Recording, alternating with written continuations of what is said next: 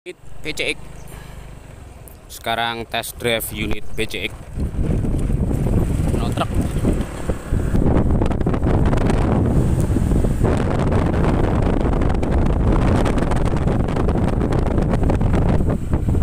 Unit PCX ini tahap tes, bukan tes drive mesin ya. Ini tes kenyamanan berkendara.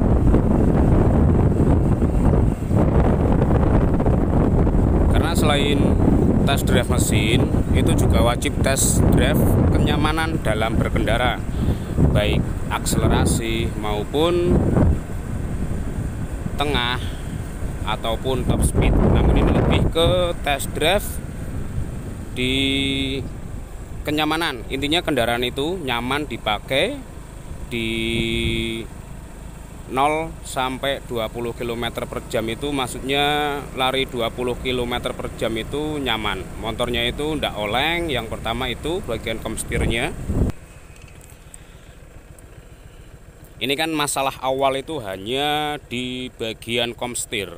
Intinya stangnya atau komstirnya ini maunya itu lari ke kanan terus. Jadi di bawah itu seperti orang mabok, kayak cupetong gitu loh. Jadi maunya itu belok kanan terus. Nah ini setelah tahap penggantian komstir atau kones, nah ini juga saya lakukan tes kenyamanan berkendara. Dalam arti dibuat jalan santai, itu apakah masih ada oleng atau stangnya itu masih mau buang kiri atau nganan gitu. Dibuat jalan santai seperti ini. Nah, nyaman kan?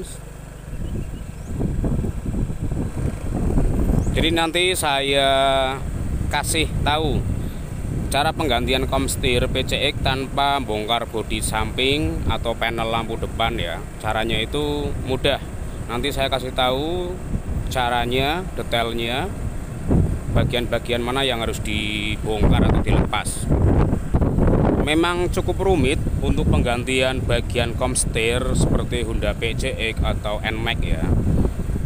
Kalau kurang memahami, itu biasanya malah kerjanya itu semakin lama. Dalam arti bodi-bodi atau panel-panelnya itu dilepas mulai dari samping, tengah sampai depan. Biasanya umumnya yang saya amati atau saya jumpai, ya mungkin untuk menghindari hal-hal yang tidak diinginkan, tetapi menurut saya itu malahan beresiko ya.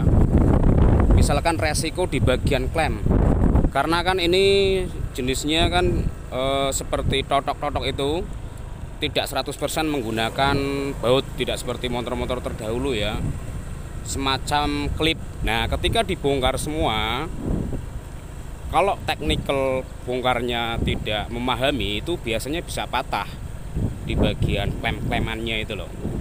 Kemudian ketika nanti memasang juga tidak memahami, sama saja motor itu malahan jadi geter, kemudian berisik di bagian bodi-bodinya.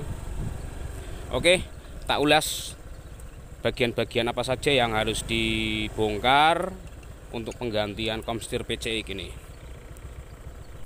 Nah ini teman-teman, ketika sampean mau mengganti komstir ya, mau mengganti kones atau komstir, itu tidak perlu membongkar bodi samping ini. Kemudian ketika mau membongkar bodi samping ini, bodi depan samping, otomatis harus membongkar bodi bagian belakang, samping belakang. Kemudian membongkar bagian ini, tengah-tengahnya. Saya ulangi lagi ya. Jadi tidak perlu membongkar bagian panel depan, tidak perlu membongkar bagian panel samping atau panel lampu. Cukup bongkar di bagian panel depan ini. Panel dashboard depan dibuka. Di sini ada bautnya biasanya. Kemudian cover speedo atau panel speedo dashboardnya itu juga harus dilepas. Dashboard ini dilepas. Kemudian bagian ini tengah juga dilepas. Cukup ini dilepas. Bagian samping ini ada, nah di sini dilepas. Kemudian yang kedua juga ini dilepas. Ketika kanan kiri sudah terlepas, itu tinggal mengendorkan ini 14. Tinggal mengendorkan baut 14, kemudian mur 17 ya, dikendorkan. Tetapi jangan lupa yang paling penting itu ini. Ini harus dilepas dulu. Ini pakai kunci 8 biasa, dilepas. Intinya ketika nanti stangnya ditarik ke atas itu tidak tertahan bagian selang remnya. Ketika ini sudah dilepas baut 8, pakai baut 8 ini ya. Ketika ini sudah dilepas dua-duanya, nah baru ini dikendorkan baut dan murnya. Kemudian stangnya diangkat, baru ban dilepas dulu, kaliper dilepas, ini dilepas, baru ditarik. Tetapi jangan lupa di bagian stander tengah itu harus dikasih tambahan seperti balok kayu lah, intinya untuk meninggikan posisi. Jadi nanti ketika bagian depan ini ditarik ke bawah itu mudah seperti itu. Jadi cukup membongkar bagian panel depan ini saja untuk penggantian komstir.